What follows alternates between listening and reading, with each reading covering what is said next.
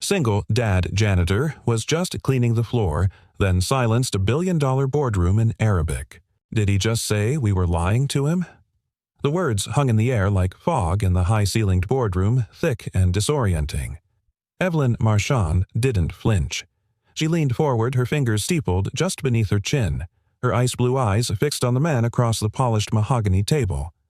"I'm sorry, Sheikh al-Hariri," she said carefully. "Could you clarify your last statement?" The sheikh didn't answer. Instead, he turned to his advisors and launched into a rapid stream of Gulf Arabic, his voice rising with each clipped syllable, gesturing sharply toward the stack of contract printouts in front of him. The tension in the room sharpened like the edge of a blade. Evelyn shot a glance at the lead translator, David Lynn, a seasoned diplomat who'd worked in Geneva and The Hague. He looked like someone had just asked him to interpret a Shakespeare soliloquy underwater. I'm not sure," David stammered. "He's switched dialects, and the terminology is unconventional." Next to him, the second interpreter, Rana, a polyglot fresh out of the UN, fumbled with her notes, her eyes darting as she tried to chase the sheikh's words like birds scattering in a storm. "Wonderful," Evelyn muttered under her breath. Across the table, the sheikh's eldest advisor, a man with a long silver beard and a face carved from centuries of tradition, was now shaking his head. "This is not partnership," he said coldly in English. "This is ambush." A low murmur rippled through the Marchand Global team. Billions hung in the balance. Years of land acquisition, zoning negotiations, engineering designs, and now on the verge of final signatures, it was unraveling at the seams. Then a voice, low, steady, cut through the tension like a scalpel. "If I may," the man said. "He's not accusing you of deception. He's objecting to the structure of the contingency clause, specifically the phrase regarding leveraged returns under adverse ESG conditions." Silence, like a vacuum, had swallowed the entire room. Heads turned in unison. At the far side of the room, standing beside the stainless steel coffee station, was a man in a faded gray maintenance uniform. A cleaning rag was draped over his shoulder. A name tag, barely visible, read Gabriel. Evelyn blinked. "What did you just say?" Gabriel stepped forward calmly, like someone who had no idea he had just walked into the middle of a billion-dollar landmine. "The sheikh believes the clause allows your firm to retain disproportionate control if the project fails to meet its sustainability benchmarks," he said. In his cultural context, that's equivalent to planting a knife in a handshake. "Who the hell are you?" one of the Marchand executives blurted. "I'm with Facilities," Gabriel replied, unfazed, "assigned to VIP late-night hospitality. I'm just here for the air filters and coffee." David, the lead interpreter, looked stunned. "You speak Gulf Arabic fluently," Gabriel nodded. "And more importantly, I understand what he meant. Not just the words." The sheikh, still seated but now visibly intrigued, spoke again, this time directly to Gabriel in Arabic. Gabriel answered him without hesitation. The two men exchanged a brief volley tone, calm words, deliberate. Then the sheikh chuckled, a low, rare sound that made his aides lift their brows. The advisor with the silver beard leaned forward, whispering something into the sheikh's ear. And just like that, the room began breathing again. Evelyn stood slowly, composed but sharp. "Mr. Gabriel, was it?" He nodded once. She walked over her Louboutin heels, clicking against the marble floor like punctuation marks. She stopped just short of him, folding her arms. "You've been in this room for 3 days," she said, quiet cleaning observing. "And you just happen to understand the one thing no one else in this room could?" Gabriel didn't blink. "I didn't want to speak out of turn. But you did. I didn't want the deal to fall apart over a translation error." Evelyn studied him. 30-something, trim, calm in a way that felt chosen, as if silence had been a long-term strategy. His eyes didn't dart. They listened. "Where did you learn Arabic?" she asked. Gabriel replied simply, "I lived in Abu Dhabi for 7 years. And you clean hotel rooms now. I clean this hotel room now." There was a beat. Then, from the other end of the table, Sheikh al-Hariri spoke again in Arabic. Gabriel turned, slightly listening, and nodded. He says Gabriel translated that your contract terms are acceptable if the clause is reframed to reflect joint fiduciary responsibility. He's willing to resume negotiations. One of the Marchand board members nearly choked on his mineral water. Evelyn didn't move. Her gaze, icy and calculating, remained locked on Gabriel. "Would you be willing to sit at the table?" she asked. Gabriel raised an eyebrow. "Sit? Like, with the actual decision-makers, I think you've earned that much," she said. Then added, half smiling, "even if you are still on the clock." Gabriel glanced at the hallway clock above the door. 1:47 p.m. "I have to leave by 3:10, he said evenly. "Doctor's appointment?" "Something more sacred," Gabriel said, grabbing a notepad from the sideboard. "School pickup." Evelyn cracked a smile for the first time in days. "Then, let's make this quick," she said. And just like that, a janitor pulled up a chair to a billion-dollar table because for once someone had listened, and someone else had spoken. "Would you like water?" "Or a proper seat?" Evelyn asked, her tone oddly neutral. Gabriel was already pulling out the nearest empty chair. "Water would be fine, but I'm more interested in the clause he misread." David, the stunned interpreter, still hadn't moved from his seat. His translation earpiece hung limp at his side like a prop from the wrong stage play. Evelyn turned to her team. "Let's reset. Take 5 minutes. Everybody but Cole stays." The name rolled off her tongue like she'd known him longer than the last 3 minutes. Executives filed out, grumbling in whispers. One of them, manning her CFO, paused by her side. "You're seriously trusting a janitor over a United Nations translator? I'm trusting the man who saved us 4 months of litigation with 1 sentence," she said, not even looking at him. "Let me know when the rest of your department does something half as valuable." Manning walked out red-faced. The room settled into an eerie quiet. Gabriel took his seat slowly, his back straight, hands folded in front of him. He looked like a man who had no desire to be here and yet knew exactly what he was doing. "All right," Evelyn said, sitting across from him. "Who are you really?" Gabriel tilted his head. "You've already seen my name tag. No one speaks Gulf Arabic financial dialect fluently." "By accident." Gabriel met her gaze. His voice was low even. "I studied at NYU. Dual Masters in International Finance and MENA Regional Policy. Internship at the Abu Dhabi Investment Authority full-time there until 2013. I worked on risk modeling and integrated payment structures for sovereign projects. And then..." He hesitated just for a beat. Life shifted. Evelyn's brow furrowed. "That's a long way to fall." "It's not falling," he said softly. "It's reprioritizing." She sat back. That answer hit harder than she'd expected. "You never applied here for a better position." Gabriel gave a quiet half shrug. "I needed the kind of job where I could leave at 3:10 p.m. without apology. For my daughter, Lucy." Evelyn blinked. He wasn't trying to impress her. He wasn't angling for anything. He was just answering. "How long have you been here?" she asked. 18 months. And all this time you've been cleaning up after the kinds of people you used to sit beside." Gabriel smiled, faintly. "There's a strange clarity in that. I used to think boardrooms were full of the smartest people in the building. Turns out they're often just the loudest." That line lingered in the room like incense. Evelyn's phone buzzed. She silenced it without looking. Her eyes never left him. "I'm trying to understand something she said. If you're this capable, this educated, why not go back to finance now?" Gabriel leaned forward. "Because finance never waited in the nurse's office when Lucy had strep throat. Finance didn't read her bedtime stories when she had nightmares after her mother's funeral. And finance sure as hell wouldn't have accepted me walking away every afternoon at 3 o'clock. The silence after that wasn't awkward. It was reverent. Evelyn found herself adjusting her posture. Then, from the hallway, Sheikh al-Hariri's voice echoed in Arabic light, amused. Gabriel turned his head instinctively. He says Gabriel translated that, "If you wish to fire me, please do it after I explain to him what capital cushions under ESG volatility means in the Western model." Evelyn raised an eyebrow. "He trusts you now." Gabriel shrugged. "Not exactly, but I made him feel understood. That's rarer than agreement." She stared at him for a long moment. "I want you to keep sitting in." "I can't," he replied. "My shift ends at 4. I'll speak to the hotel. You'll be reassigned. I still have to pick up Lucy." Evelyn blinked. "Then come back afterward." Gabriel tilted his head. You really want a janitor explaining sovereign equity protections to one of the richest men on earth? She leaned in, dead serious.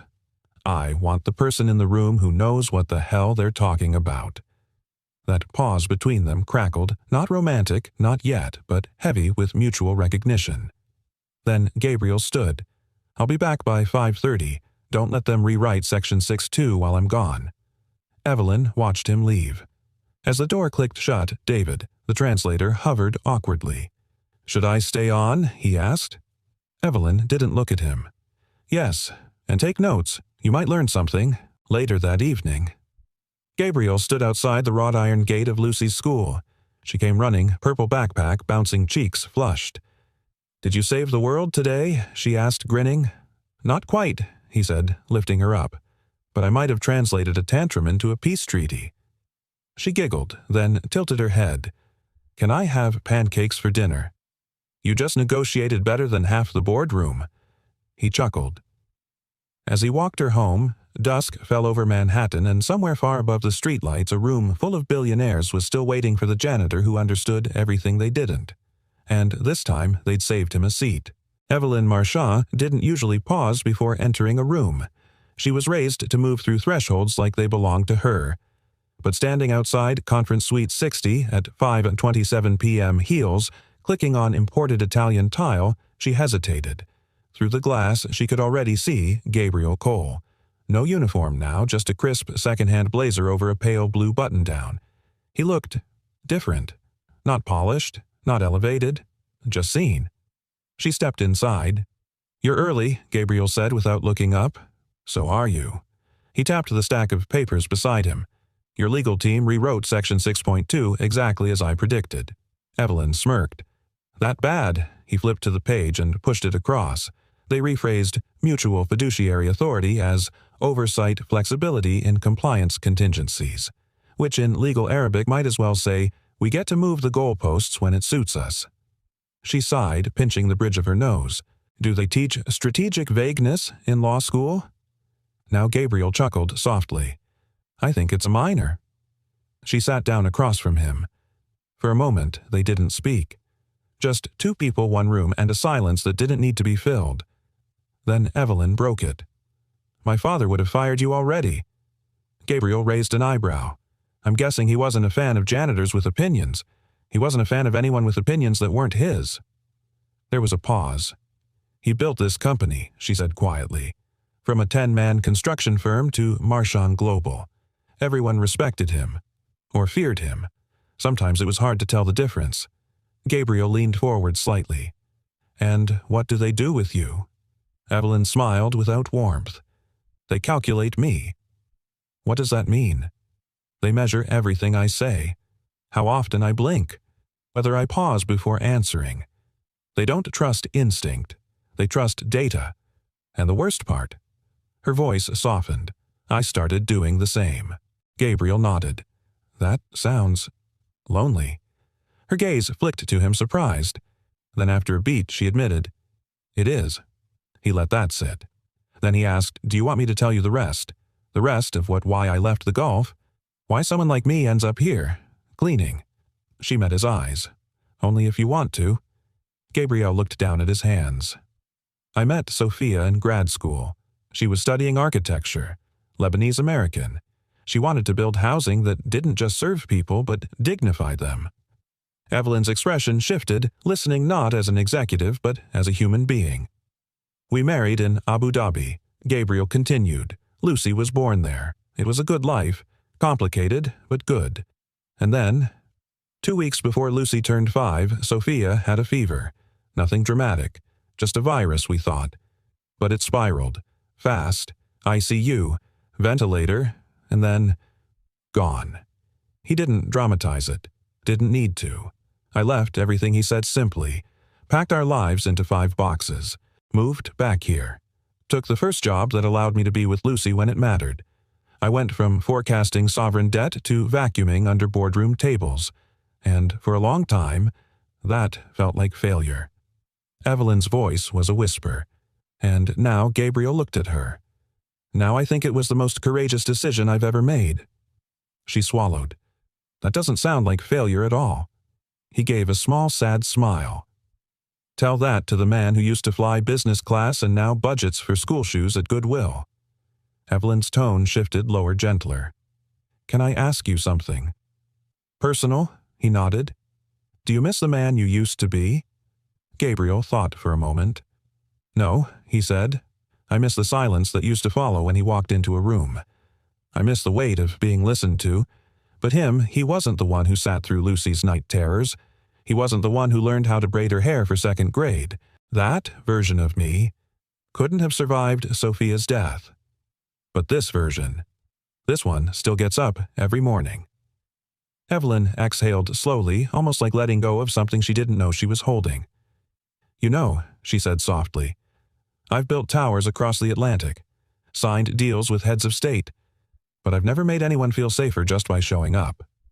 Gabriel met her gaze. Maybe that's worth building next. She didn't smile, but she didn't look away either. Then the door opened. One of the Sheikh's advisors peeked in. They're ready. Evelyn stood. So did Gabriel. As they walked toward the door side by side, she said, You'll need an official title. I thought I had one already, he said. What janitor know? He turned to her. Interpreter. Not of words, of meaning. She laughed, quiet and sincere. Well then, Mr. Interpreter, let's go build something that doesn't need translation. And together, they stepped back into the room where the world was waiting.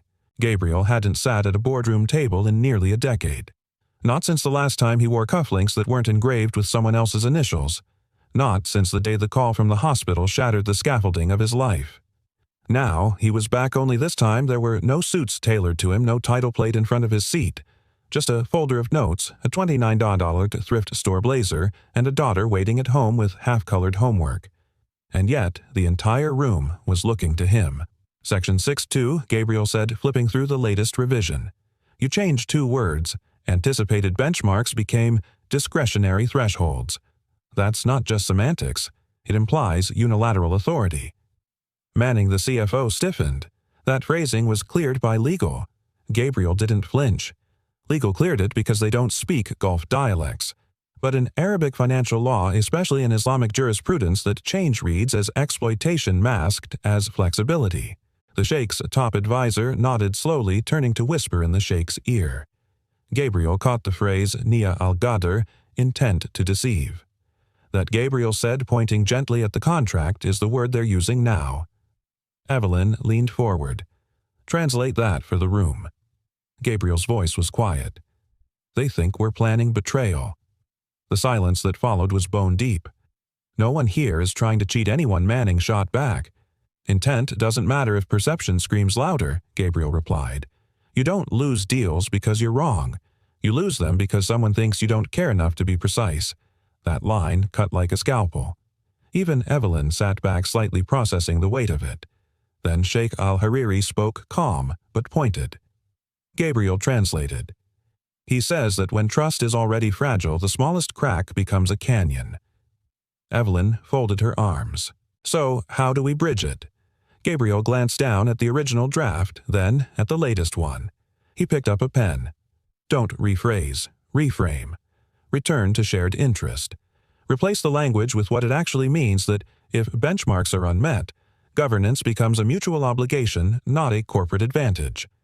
He scribbled a line in both English and Arabic, passed it across. The Sheikh's advisor read it aloud. Paused, then smiled. Evelyn nodded. Done. Get it typed up. As the legal aid scrambled, Sheikh al-Hariri looked to Gabriel and said something softer. Gabriel's brows lifted in quiet surprise before translating. He says, When you speak, I feel my language belongs here. Evelyn didn't say anything at first. Then she turned to Gabriel and murmured, That may be the most expensive sentence I've ever heard. Gabriel smiled. And the cheapest way to earn respect. Later that night, Gabriel stepped off the elevator and onto the 10th floor of the hotel. He moved quietly, passing the rows of closed doors until he reached the service corridor that led to the locker room. He still had to clock out, even if he'd just rewritten the deal memo for a multi-billion-dollar partnership. Inside, the fluorescent lights buzzed faintly. His locker was still there, still dented in the corner. He opened it, exchanging the blazer for his old janitor's shirt folded neatly like a quiet truth. As he was about to close it, a voice behind him said, "You know, I've walked past you at least a dozen times in this hallway." Gabriel turned. Rana, the junior interpreter, stood there, shoulders squared, eyes sharp behind gold-rimmed glasses. She looked younger out of the conference room, less guarded. "You never once looked like someone who didn't belong," she said. Gabriel gave a half-smile. "Uniforms hide a lot." She tilted her head.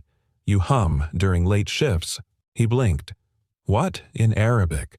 Old Lebanese folk songs. My grandmother used to sing them while cleaning lentils." Gabriel laughed softly. "Habit. My wife used to sing them to our daughter." Rana stepped closer. "For what it's worth, you were right today. They were missing context. But you didn't just translate the words. You translated the weight behind them." Gabriel nodded. "Language is emotion wearing structure." She smiled. "Well, Mr. Cole Janitor or not, you earned more respect today than most people do in a lifetime of briefcases." He watched her go, the echo of her heels soft against the concrete. And for a moment Gabriel stood alone, holding both the past and the present in one hand like a man who had been invisible for years and tonight had finally been seen. Meanwhile, Evelyn stood at the top of the Empire Hotel's rooftop garden, New York, stretching out before her like a circuit board of light and breath. Manning approached, contract folder in hand. "It's been signed. Al Noor's team will begin transitioning assets next quarter." She nodded, barely acknowledging the document. "You still thinking about the janitor?" he asked. Evelyn's answer came without pause. "I'm thinking about how many Gabriels I've passed by in my life. How many voices I've dismissed because they didn't speak in polished boardroom cadence." Manning gave a dry chuckle. "You're getting sentimental." "No," she said, eyes focused on the skyline. "I'm getting smarter." And somewhere far below, Lucy Cole slept soundly in her twin bed, unaware that her father had just reminded the world, wisdom doesn't always come in expensive suits. Sometimes it walks in silence, with a mop in one hand, and the future in the other. The bell rang at 3:10 p.m. sharp, and the doors of St. Joseph Elementary burst open in a flurry of sneakers, pigtails, and half-zipped backpacks. Gabriel stood at the edge of the pickup circle, his hands tucked into the pockets of his worn navy jacket. Every afternoon he stood there, same spot, same quiet smile like a statue carved out of patience. Then came the voice that always melted him. Dad Lucy bounded toward him, her curls bouncing with each stride, her face flushed from art class and playground tag. He dropped to one knee just in time to catch her in a full sprint hug. "Hi, baby girl," he said, kissing the top of her head. "You're here," she whispered into his neck. "Always," he whispered back. They started walking toward the subway station. Gabriel carried her backpack over his shoulder. Lucy was holding a rolled-up drawing with both hands like it was something sacred. "What did you make today?" he asked. "It's a city," she said proudly, "with towers that don't make anyone feel small." Gabriel stopped walking. He looked down at her, this child with eyes like her mother's and a soul stitched from sunlight and thunder. "You know," he said, "some people work their whole lives trying to build something like that." Lucy beamed. "Maybe they just need better crayons." He laughed, and the sound was rare and honest. Later that evening, Gabriel set 2 plates of reheated mac and cheese on the table. Lucy was already in her pajamas, flipping through a book on constellations. "Tomorrow," she said between bites, "can we watch the rocket livestream from NASA?" Gabriel nodded. "Of course." "Promise, promise." She looked at him, suspicious. "Even if some fancy meeting tries to keep you?" Gabriel raised 2 fingers. "Swear on the mop." Lucy giggled. "Deal." Elsewhere in the city, Evelyn Marchand stood in her penthouse kitchen staring into a glass of wine she hadn't touched. The room was immaculate, curated down to the perfect angle of the modern art piece above the fireplace, and yet everything felt sterile. She couldn't remember the last time anyone had laughed in this room, or cried, or said something that wasn't optimized for deal-making. Her phone buzzed. A message from her assistant, contract with Al Noor fully ratified. Cole's notes being cross-translated by legal. Media embargo remains in effect until next Tuesday. She stared at the name. Cole. She thought of his voice, measured, deliberate. The kind of voice that made you lean in rather than retreat. She thought of his daughter's drawing, of the way he held everything that mattered to him without apology. And suddenly the silence of her penthouse wasn't a luxury. It was a sentence. The next morning, Gabriel stood in front of the mirror tying Lucy's shoelaces while she brushed her teeth. "You ever think about being a teacher?" she asked, toothpaste foam forming a little cloud at the corner of her mouth. "Why?" "Because you explain stuff better than Miss Hendricks. She talks like she's reading from inside her brain." Gabriel laughed. "I think that means a lot coming from a 7-year-old philosopher. I'm 8. "Right. My apologies, Dr. Lucy." She gave him a look that was all her mother. Then, mid-brush, she asked, "Were you scared?" "Daddy, in that big room with all those people in suits." Gabriel paused, not because he didn't know the answer, but because he did. "Yes," he said, "but sometimes being brave just means speaking up anyway." Lucy rinsed and spit. "That's what Mama used to say." I know Gabriel said, his voice soft. There was a moment of stillness between them. Not heavy, not sad, just full. Then she grinned. "Okay, time to save the world again, or at least negotiate snack time," he said.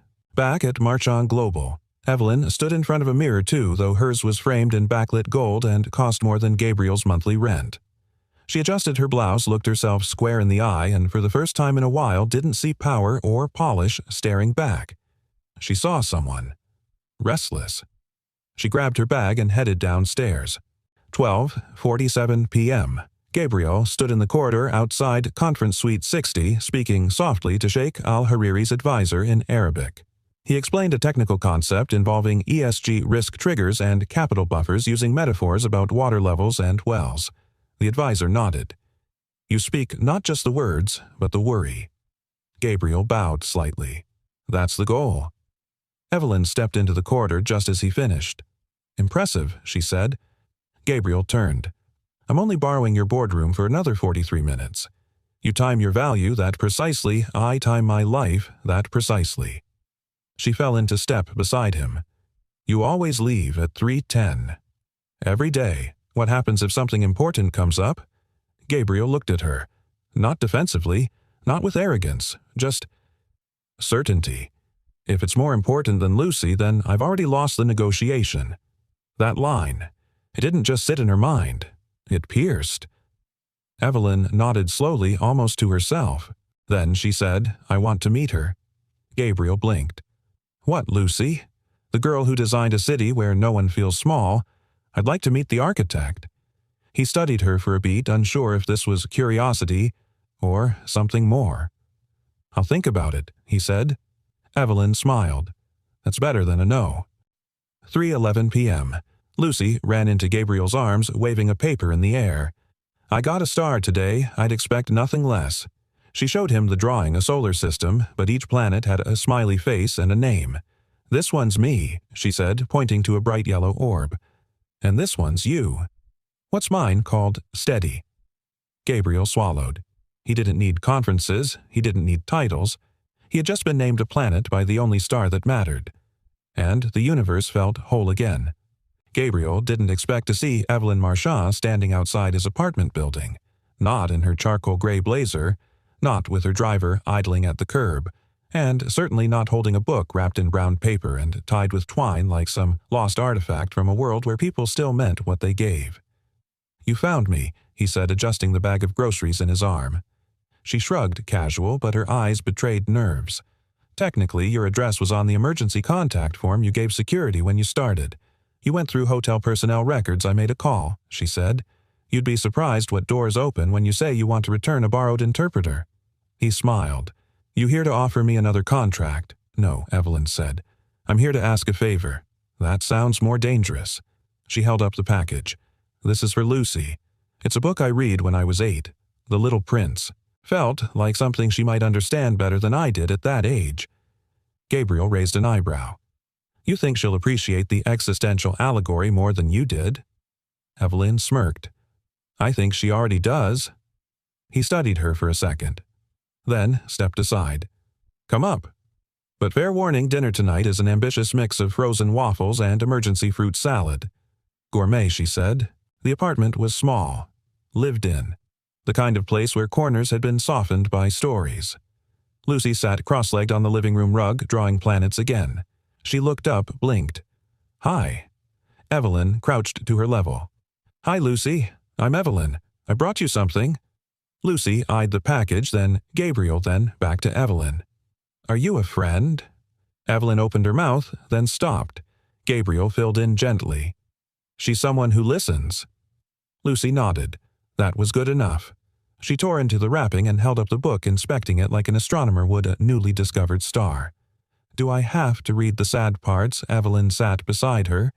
The sad parts are what make the rest matter. Lucy tilted her head. Like, Mom. Gabriel stiffened, but Evelyn didn't miss a beat. Exactly like Mom. Over-dinner conversation unfolded like a quiet song. Evelyn told Lucy about the time she got stuck inside a model elevator at a science fair and had to be rescued by a janitor with a crowbar. Lucy laughed so hard she snorted orange juice. Gabriel watched from the kitchen counter, arms folded, heart heavier than he wanted to admit. This wasn't what he expected from the woman whose signature could move markets. She was softer here. Not less powerful, just unarmored. After Lucy went to bed, Evelyn lingered near the window.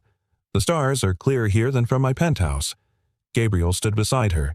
You just have to know where to look. She glanced at him. That your secret? No, he said. My secret is knowing when not to.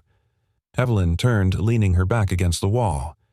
You know, I used to think success was about being indispensable. And now I wonder if it's about being truly present. She looked toward the hallway where Lucy had disappeared. I watched her. The way she looks at you. She doesn't need you to win awards or wear suits. She just needs to know you're coming back. Gabriel's voice was quiet. That's why I never left. Evelyn crossed her arms. I thought I'd feel out of place here. And she met his gaze. I feel more human than I have in months. That hung in the air, warm and fragile. Gabriel broke it gently. You don't have to be impressive all the time. She smiled. Tell that to a boardroom full of men waiting for me to prove I belong. You already belong, he said. She paused. That's the first time someone said that without an asterisk. Then let it be the last time you doubt it. They stood in the quiet for a long moment, the city humming below. Then Evelyn cleared her throat. I should go. Gabriel nodded. Thank you for the book. She'll remember that. She's unforgettable, Evelyn said. He opened the door for her. So are the people who see her. She paused in the doorway. You don't know it yet, she said, but you're changing more than just this deal. Gabriel smiled. I don't want to change the world. I just want Lucy to know that I listened. That might be the same thing. Later that night, Gabriel stood by Lucy's bed. She was asleep, the book tucked beneath one hand, her drawing of the solar system half-colored beside her. He kissed her forehead, then whispered, You're the only orbit I'll never leave. Outside the window, a single star blinked brighter than the rest. And down the hallway, a woman walked away from a door, not because she was unwelcome, but because for the first time she'd been invited into something real. Something unpolished. Something that mattered. A dinner for 3. That had fed more than hunger. Let me get this straight, said Richard Manning, his voice cool as steel. You brought the janitor to the negotiating table. Evelyn Marchand didn't flinch. She stood at the head of the executive boardroom like a general before battle chin, lifted shoulders squared. His name is Gabriel Cole, she said. And yes, I did. A murmur rolled through the room. 12 board members, 2 legal advisors, and 1 shareholder representative, all suddenly awake after months of rubber stamping and performance slides. Manning tapped a finger on the stack of folders in front of him. Do you realize what kind of liability that creates? What precedent? He wasn't a liability. He was the reason we closed. You mean, if we closed, said Francine Ellsworth, the oldest board member. Her pearls gleamed like teeth. The deal isn't finalized until the final terms are vetted by legal and our PR department approves the announcement strategy. Evelyn folded her arms. Do you want to delay the release so we can pat ourselves on the back about who translated what, or do you want a signed $5.2 billion project with sovereign backing silence? Then Manning leaned back, lacing his fingers behind his head. You're too close to him. Evelyn blinked. Excuse me, I've seen this before. He continued. A brilliant woman pulls someone unexpected into her orbit, sees him as authentic. real. It's charming, until it becomes a headline. There it was. The subtext made flesh. "You think this is about me having feelings for him?" she asked, her voice flat. "I think the press won't care whether you do or don't," Manning replied. "They'll make it about power imbalance, about favoritism, about a CEO grooming a janitor for public sympathy." A few others nodded grimly. "And what would you have me do instead?" Evelyn asked. "Ignore the only person in the room who understood the other side. Let a billion-dollar deal collapse to preserve your optics?" Manning shrugged. "Some lines aren't worth crossing, even for genius." Evelyn stepped forward. "Then let me draw you a new one. I won't apologize for listening to someone who wasn't invited just because he wasn't wearing a $1,000 suit.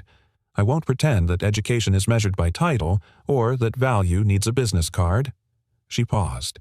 "And I won't apologize for seeing what you didn't." A beat of silence. Then Francine spoke again. "We've already had calls from a few investors. They're concerned about chain of command, about trust." "Tell them to be concerned about their portfolios," Evelyn snapped, "because they just bought into a deal that wouldn't exist without Gabriel Cole. If they're smart, they'll ask how many more voices like his we've been too blind to hear." Later that evening, Gabriel stood in the hotel's underground parking structure pulling a small duffel bag from the janitor locker room. His shifts had grown lighter since he started helping Evelyn, but he hadn't officially left the job. He wasn't sure he ever would. Just as he zipped the bag closed, a familiar voice echoed behind him. "You're making us all look bad, you know." He turned. Marcus, another overnight janitor in his 50s, leaned against a column with a smirk. Gabriel smiled. "What did I do now?" "You walked into the lion's den and came out the guy with the pen." "That ain't normal." Gabriel chuckled. "I didn't ask for it." Marcus nodded. "And that's exactly why you earned it." Then his voice dropped lower. "You know some folks upstairs don't like how fast you're rising." Gabriel's smile faded. "That fast, huh?" Marcus shrugged. "World moves weird. Sometimes they cheer you. Sometimes they wait for you to fall."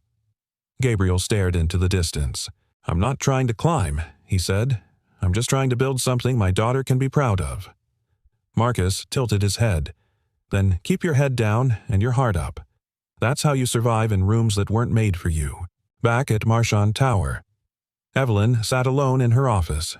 The city outside buzzed all neon and heartbeat, but in her hands was something quiet, an envelope thick and cream-colored addressed to her in flowing script. Inside, the memo she feared. "Subject Board Confidence Motion Proposal Limit CEO Discretionary Powers regarding non-contracted personnel appointments and strategic advisor selection. Status pending vote." Her eyes scanned the final line. "Motion sponsored by Richard Manning, CFO." She didn't sigh. She didn't flinch. She simply reached for her phone and dialed. It rang once. Cole came the familiar voice on the other end. "It's starting," she said. A pause. "I figured it would," Gabriel replied.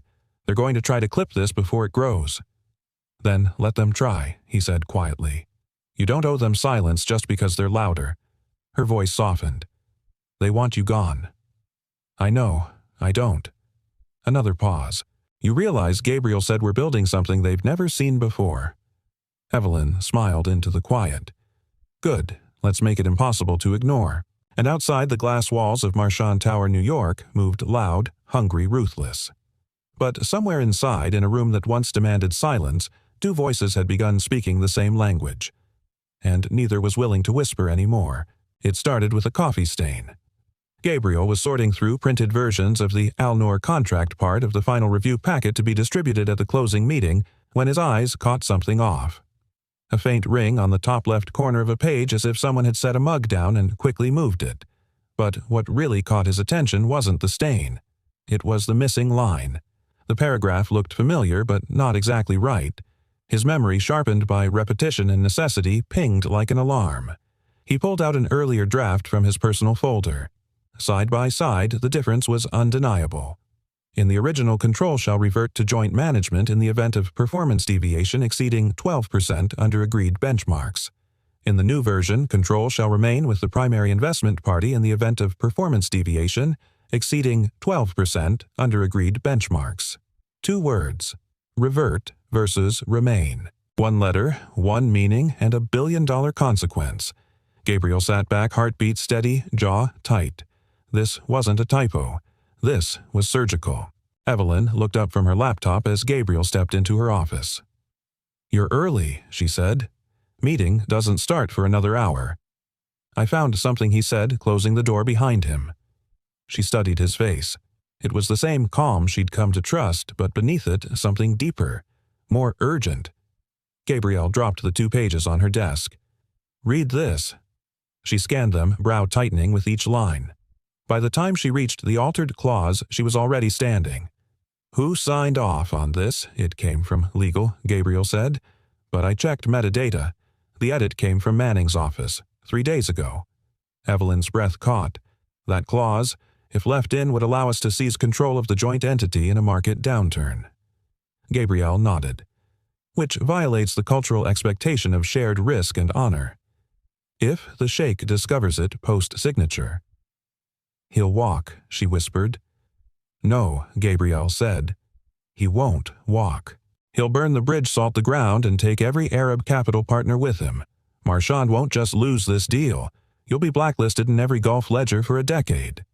Evelyn's face hardened a storm behind her eyes. "He tried to gut our integrity to make the numbers look stronger. For shareholders. For quarterly returns." Gabriel's voice dropped. "He gambled with your name." She stared at the papers. Then quietly, "Why didn't I catch this? Because you trusted the wrong people to protect the right things." She looked up, something breaking open behind her eyes. "Thank you," she said, voice barely above a whisper. Gabriel stepped back. "You still have time to fix it." 30 minutes later. The boardroom was full. The Sheikh's team sat on one side, Marchand Global on the other. Cameras were off. This wasn't the media event. This was the real signing. Evelyn entered with calm precision. She didn't sit. "Before we proceed," she began, "I'd like to address an oversight." Manning blinked. "Evelyn." She held up a hand. "In reviewing the final language, we discovered a clause that had been altered from its agreed form.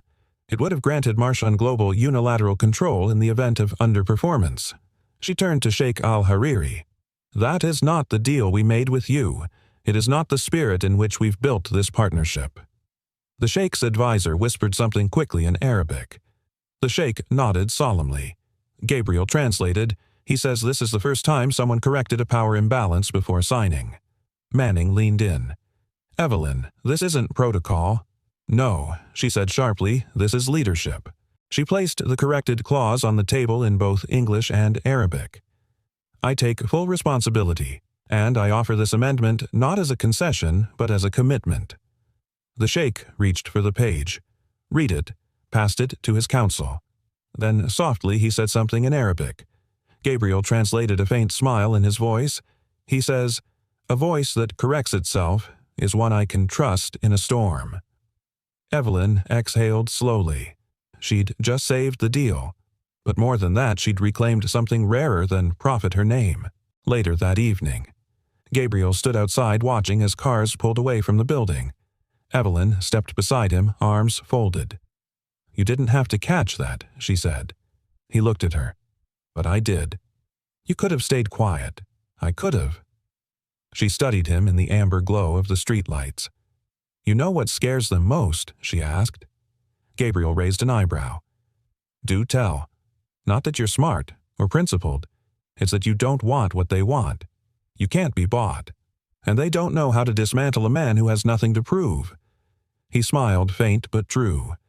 "I just want my daughter to grow up in a world where people fix what's broken." Evelyn nodded slowly. "That's the kind of world I want to build too." And somewhere in a quiet apartment filled with stars drawn in crayon and stories written in silence, a little girl slept, never knowing that her father had just rewritten the rules of power. Not with noise, but with integrity. Gabriel didn't plan to send the email. He had written it at 2:13 a.m. after Lucy had finally fallen asleep from a stubborn fever, and Evelyn's words kept echoing in his mind. "You can't be bought." And they don't know how to dismantle that. It wasn't revenge. It was clarity. The email was short, direct. He attached the metadata audit showing the clause manipulation timestamped and traced back to Richard Manning's digital signature. He COC'd Evelyn Legal and Compliance. Then he hovered over the send button for a full 10 seconds, and pressed it. The next morning, Evelyn stood by the tall windows of the executive floor as sunrise carved gold across the skyline. When her assistant entered face pale, holding a printed copy of Gabriel's email, she simply said, "Print 12 more. Bring them to the emergency board meeting in 30 minutes. She didn't ask why Gabriel had done it. She already knew. At Marchand's boardroom, Richard Manning strolled in like a man who had just shorted a currency and made a killing. He stopped when he saw the folders at every seat. His name bold on the cover. "What is this?" Evelyn stepped to the head of the table. Calm. Measured. Evidence, she said, of a breach of fiduciary duty. Richard opened the folder, read 2 lines, then looked up. "This is a setup." Gabriel's voice came from the doorway. "If it were, you wouldn't have signed your name on the server log." Gasps rippled across the room. He stepped forward, no longer the man with the mop, but the one who mopped up a lie. "I cross-checked metadata across 6 revisions. You changed the clause. You rewrote it the signed version. And you submitted it to legal through a junior associate who thought you were following Evelyn's orders." "Watch your tone," Manning growled. "You have no place in this room." Evelyn didn't flinch. "He has a place wherever integrity was lost. And today, that includes this room." One of the board members, an older gentleman who had remained silent through most meetings, spoke at last. "If what's in these documents is true, we have a legal obligation to report to shareholders. And, possibly, federal regulators." Richard's face lost a shade. "You'd blow up the company to protect him." Evelyn's voice was a razor wrapped in velvet. "I'm protecting this company from becoming a fraud machine." Gabriel didn't stay for the rest. He walked out before the vote. He didn't need to hear it. Sometimes the truth doesn't need applause. It only needs to stand. That evening, he sat on the park bench near his building. Lucy rode her scooter in slow, deliberate circles, bundled in her little puffer jacket and knit beanie. The winter air was crisp, but not cruel. Evelyn approached quietly in jeans and a sweater. No driver, no entourage. He looked up as she sat beside him. "Rough day?" he asked. She chuckled softly. "You know how many NDA lawyers are calling me right now, I can guess." They offered Manning the option to resign quietly. And he demanded severance. Gabriel raised a brow. He got a subpoena instead. He exhaled. "You made the hard choice." She looked at him. "No," she said, voice low. "You made the hard choice. I just made sure it had a place to land." Lucy skidded to a stop nearby. "Ms. Evelyn. Look, I can turn without touching the grass now." Evelyn smiled. "That's amazing." Lucy Gabriel watched them. "She likes you, you know. I like her too." He paused. "You know this puts you in the line of fire. Investors media. You stood by me." She looked at him, her voice softer now. "Gabrielle, I didn't stand by you despite who you are. I stood by you because of it." She reached into her coat and pulled out a small silver whistle on a cord. "What's that?" he asked. "It belonged to my father. He was a high school coach. He believed one clear whistle could stop any chaos. I used to hate that sound. Thought it was controlling. But now, I get it." She placed the whistle in his hand. "You blew one today." Gabriel stared at the object, cool and metallic, resting in his palm. "I'm no coach." "No," she said, "but you just taught a boardroom full of millionaires what honesty looks like." He smiled. "I didn't do it to teach." "Then you're the best kind of teacher." They sat in silence, Lucy twirling on her scooter, streetlights flickering on above them. Then Evelyn whispered almost to herself, "I think I'm finally learning how to lead with more than a balance sheet." Gabriel turned to her. "And I'm learning how not to apologize for taking up space." She looked over. Their eyes held not in tension, but in recognition. Two people both bruised by systems built for others, finally seeing each other without armor. And in that quiet moment beneath city lights and playground laughter, something shifted. Not a victory. Something deeper. A beginning. The first time Evelyn entered Gabriel's apartment, it was raining. Not the dramatic cinematic kind, just a soft, honest drizzle that misted the windows and made the world feel quieter. She stepped inside and paused. It was smaller than she imagined, but warm. Books stacked on every surface. A keyboard in the corner. crayon drawings of dragon stars and stick-figure princesses taped to the fridge, and in the middle of it all, Gabriel stirring something on the stove. "You cook too?" she asked, shaking off her coat. He smiled over his shoulder. "Only on days ending in Y." She laughed, and it surprised them both. Lucy popped out from her bedroom in sparkly pajamas holding a picture book. "Miss Evelyn, want to read with us before dinner?" Evelyn hesitated. Gabriel nodded gently. "She's been waiting all day." So Evelyn sat on the worn couch, Lucy on her lap, Gabriel beside them. They read a silly story about a dragon afraid of pancakes. Evelyn did the voices. Lucy giggled like it was the best sound in the world. And when the story ended and the room was filled only with the scent of warm stew and the hush of rain, Evelyn whispered, "I can't remember the last time I felt safe."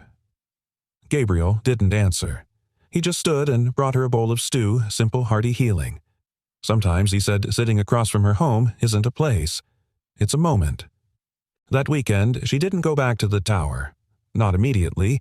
Instead, she stayed sometimes in the living room, sometimes in the kitchen, always near the sound of Lucy's laughter or the soft, scratchy music from Gabriel's old record player.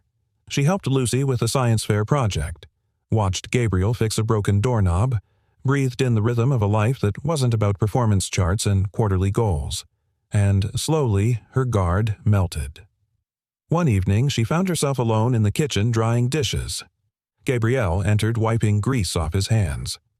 "I never asked," he said. "What was it like?" "Growing up as Evelyn Marchand." She leaned against the counter, thoughtful. "Imagine living in a house full of mirrors," she said, "but none of them show your reflection. Just expectations. Who you're supposed to be, what you're supposed to earn, how you're supposed to love." He nodded slowly. "And did you ever rebel?" "I did better. I outperformed." She turned to him, eyes steady. "But the cost was forgetting what my own voice sounded like." Gabriel stepped closer. "I hear it now," he said. "Do you?" He nodded. "It's calm, and fierce, and honest." Then after a pause, "And it makes me want to be braver." They sat on the fire escape that night, legs dangling into the cold air, sharing a blanket and a chipped mug of chamomile tea. The city shimmered below them. Evelyn glanced at him. "I used to think trust was earned in contracts," she said. "And now I think it's earned in silence. When someone stays, when they don't try to fix you or use you or outshine you, just see you." Gabriel looked down at the street. "I never wanted to be a symbol," he said. "I just wanted to matter. Quietly." She turned to him fully. "Then maybe it's time someone told you quiet doesn't mean small. You matter." Loudly. He met her eyes, and something passed between them, not heat, but clarity. Like discovering a new language neither of them knew they'd been fluent in all along. Later that week, Evelyn stood before a packed auditorium. It was the annual Marchand Foundation Summit. Press investors, academics. Hundreds of eyes waiting for her to deliver another brilliant speech. But instead of the usual scripted announcement, she began with something else. "I want to tell you a story," she said. "About a janitor." The room shifted. He wasn't hired for innovation or leadership. He didn't have an Ivy League degree. But he did something most of us have forgotten how to do.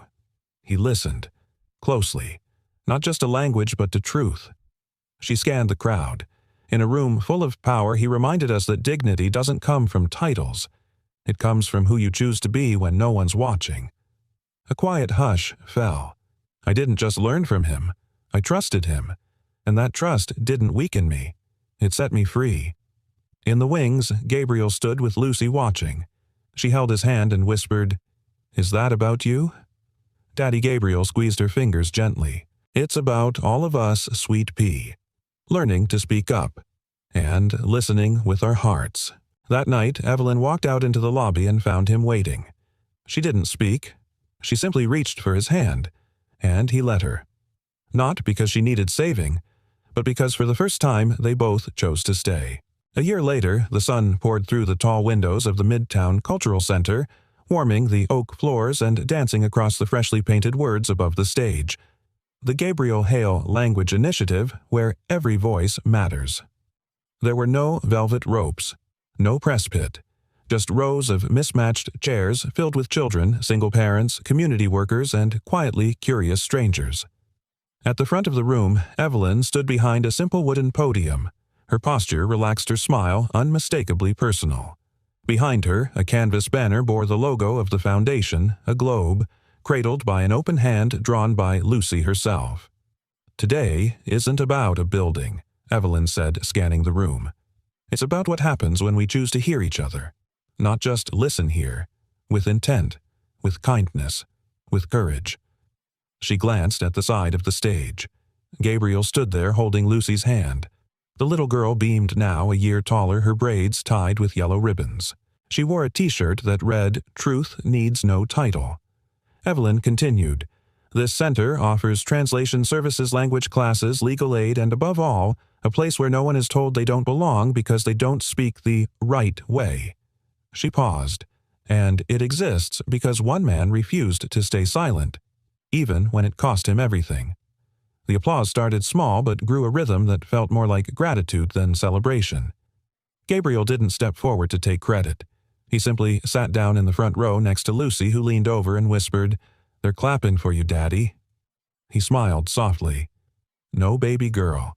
They're clapping for all of us."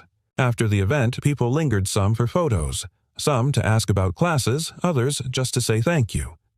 Gabriel slipped away to the back hallway, finding a rare moment of quiet. He leaned against the wall, exhaling the way one does when something hard has finally become something good. Evelyn found him there, holding 2 cups of coffee from the donation booth. "You disappeared," she said, handing him one. "I was avoiding a 3rd round of hugs." She chuckled. "The price of being a folk hero?" He raised an eyebrow. "Folk hero." "Well," she said, "sipping you exposed corporate fraud, saved an international partnership, and taught a CEO how to listen." He smirked. "Just another Tuesday." She tilted her head. "You okay?" He looked around. "I am now." They stood in comfortable silence. Then Evelyn said something soft, something real. "I used to think the most powerful language in business was strategy." And now he asked. "Now I think it's vulnerability," she said. "The courage to say, 'I don't know,' or 'I was wrong,' or even, 'I'm scared.'" Gabrielle looked at her steady and clear. "So say it." Evelyn drew in a breath. "I was scared. Of falling for someone whose world didn't look like mine. Scared that if I loved you, I'd lose everything I built. And now," she stepped closer, "now I know that loving you is what rebuilt me." He blinked once slowly. "You just said that in plain English," he whispered. "I know," she said, "but it's the most fluent I've ever been." That night they sat on Gabriel's rooftop, legs dangling over the edge, the city humming below like a lullaby. Lucy slept inside a nightlight shaped like a globe, glowing beside her bed. Gabriel held a folded letter in his hands, an acceptance from Columbia University's Community Linguistics program. Part-time, fully funded. "I think I might actually do it," he said, voice quiet. Evelyn smiled. "I know you will. Feels strange," he murmured, "to want something again." She leaned her head on his shoulder. "You didn't stop wanting. You just got used to surviving. But this is living." He turned to her. "I never asked for any of this." She met his gaze. "But you earned all of it." A gentle breeze passed. The world felt full again, not loud, but layered. Then Evelyn whispered, "Do you remember the first thing you ever translated for me?" Gabriel grinned. "I remember you nearly fired me." She laughed, then grew quiet. "Well, now it's my turn." He waited. She reached for his hand, holding it like something sacred. "Gabriel Hale," she said in every language that matters. "I love you." He closed his eyes, just for a moment, and then finally he whispered back, "In every language."